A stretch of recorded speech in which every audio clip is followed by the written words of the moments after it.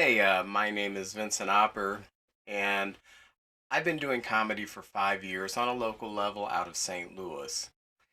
Many times I've had comics come up to me and they've asked me questions like, how do I get into comedy? What's the best way to get booked? How do I write a set? What are the best jokes to use? What facilities should I perform at? So on and so forth.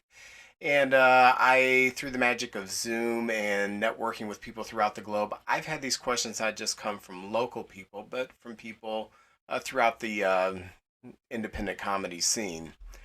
And so I thought I would make a little series and put it on YouTube that talks about how you get into comedy and some of the nuances you need to figure out as a new comic. I started comedy 5 years ago. I knew nothing about it. I've always loved comedy. I loved watching comedy specials grow up. I would watch The Tonight Show growing up and just to see the comics that were going to be performing, even though I didn't know who they were many times. So I would go to comedy shows as an adult. I would go to the local Funny Bone, to the Comedy Etc. place, and I would go see some of the most incredible comics the heroes of mine.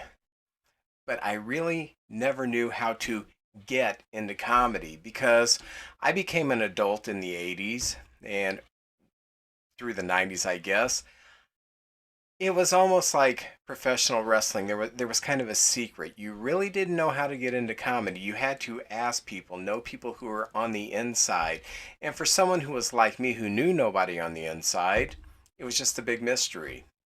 So I really didn't get into comedy until I was 50 years old. I kind of did a bucket list thing, and by then we had this magical thing called the internet where I could just Google on how to get into comedy. And I thought, I've always wanted to do comedy. I don't know how to do comedy, but I've always been intrigued by it. So what I'm going to do is I'm going to Google open mics because I had heard of open mics. And then I got on an open mic and just kind of using the analogy, I was more or less like Stevie Wonder in a funhouse trying to feel my way around, not really knowing what I was doing in comedy.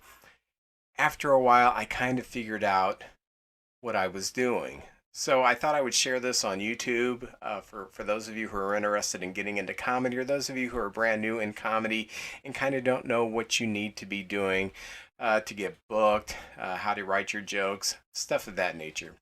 So we're going to cover a lot of things over this series, but I want to start off with getting your feet wet in comedy. Now, I suggest before you just sign up for an open mic and write a few jokes and get on stage thinking, well, I've got 4 minutes and that should be easy. And then after about a minute and a half, you're completely exhausted of everything you were going to say. Nobody's laughed and you want to quit.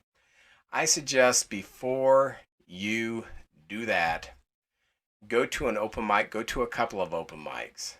And at these open mics, what you will learn are the basics of the mechanics of the open mic. Because an open mic is unlike just about anything you're ever going to experience. Now, first of all, an open mic is either going to be at a comedy club or at like a bar or maybe the back room of a restaurant or something of that nature. So when you go to an open mic, you're going to have staff there. And why do I start with staff? Because I think this is very important.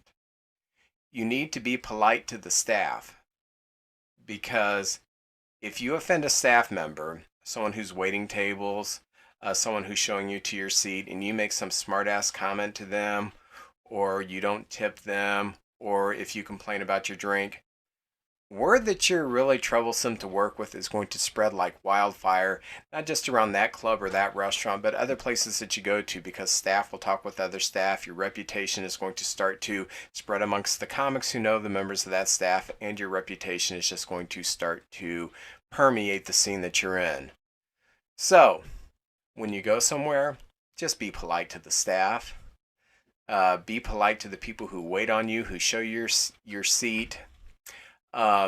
Spring for a drink or two, and I know some of you are getting into comedy and you don't have a whole lot of money, but it's an investment in whether or not you want to make this a career or if this is just some kind of a big hobby for you, and I will use the term hobby a few times. You need to make an investment in this. If I decide I'm going to be an attorney, I need to make an investment in schooling to learn the law. That's just one of the prices you pay. If I'm going to take up a hobby like fishing, I'm going to have to invest in tackle and bait and maybe even someday get my own boat, get a life jacket. We invest in the things that we want to make a career out of or we want to invest in as a hobby. And my feeling on this is if you go to a facility and you have people that are working there that live off of tips, I don't care how broke you are, bring a few dollars and get a couple of Diet Cokes or something and make sure you tip that person. I've had many comics say, well, I don't order drinks and therefore I don't tip. That's really the wrong attitude to go about this. I don't drink much. I will maybe limit myself to one beer. But I'm not out there to get drunk or to party or anything like that. There are many times I'm ordering nothing but ice water, which is free, but I still tip. Now, it may only be a couple of bucks. It may only be, maybe I've got $2 and I've ordered, one glass of water, but I tip. Many places that you're going to go to are going to have free drinks for comics, kind of as a courtesy thing. Still tip. Be a good person. Be a polite person. Be someone who is investing in your craft and someone who is interested in the well-being of other people. And in treating staff, one thing I've also learned is always thank the showrunner. Whether it's a manager of a club, whether it's another comic who's running a show at a bar, whether it's a bar who's just putting on their own show, find out who's in charge and thank them. Thank them for the show. Hey, my phone was ringing, but it stopped. So, always thank the showrunner. And this is before you even get on stage.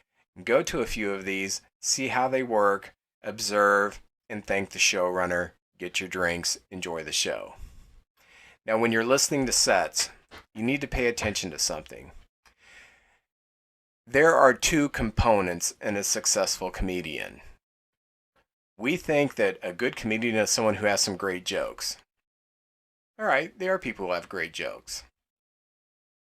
But they also have delivery. They have personality, stage presence, delivery.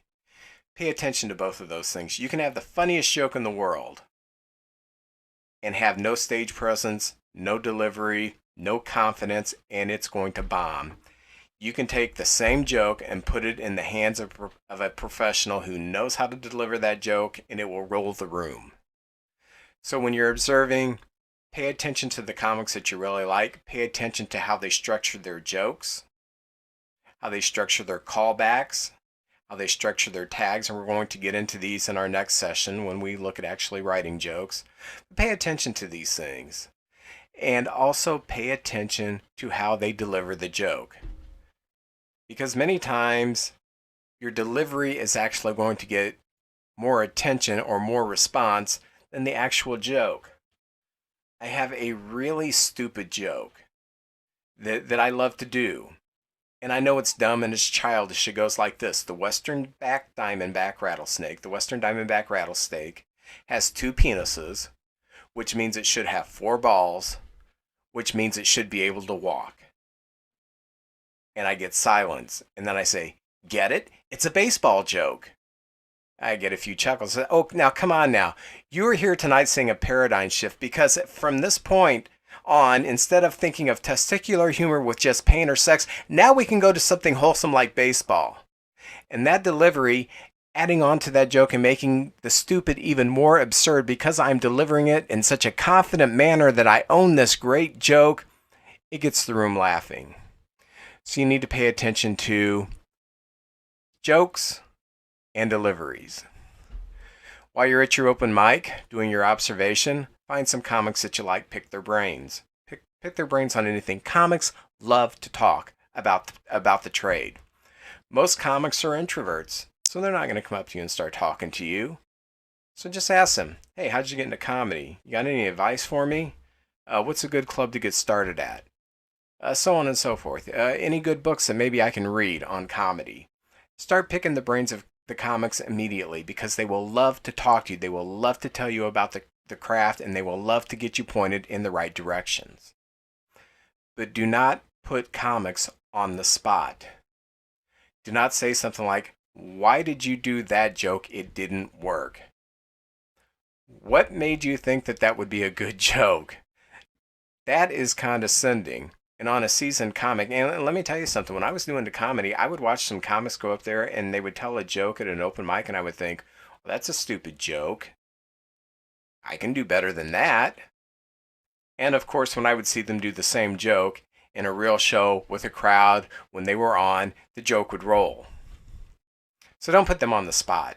Just ask them some questions. Ask them some basic questions about the trade. Get to know some of them, get to know their names.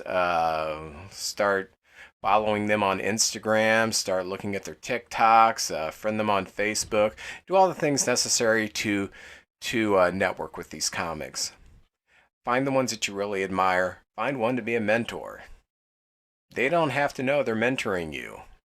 The comedian that I initially was mentored by had no idea I was observing him and asking him questions and just soaking up his presence on what to do at a show, what to do at an open mic, how he interacted with other comics, how he interacted with the people who worked at the club. I learned a lot just by watching and letting him mentor me by his behavior.